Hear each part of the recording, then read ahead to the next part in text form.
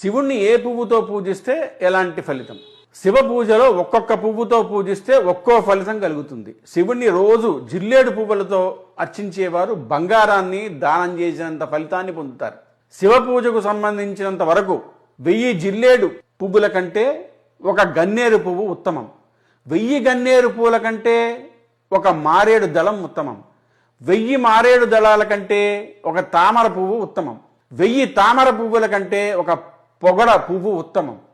1000 పొగడ పువ్వుల కంటే ఒక ఉమ్మెత్త పువ్వు ఉత్తమం. 1000 ఉమ్మెత్త పువ్వుల కంటే ఒక మొలక పువ్వు ఉత్తమం. 1000 మొలక పువ్వుల కంటే ఒక తుమ్మి పువ్వు ఉత్తమం. 1000 తుమ్మి పువ్వుల కంటే ఒక ఉత్తరేణి పువ్వు ఉత్తమం. 1000 ఉత్తరేణి పువ్వుల కంటే ఒక దర్భ పువ్వు ఉత్తమం. 1000 దర్భ పువ్వుల కంటే ఒక జమ్మి పువ్వు శ్రేష్టం. 1000 జమ్మి పువ్వుల కంటే ఒక నల్ల కలువ ఉత్తమం అని సాక్షాత్ శివపరమాత్మే చెప్పాడు.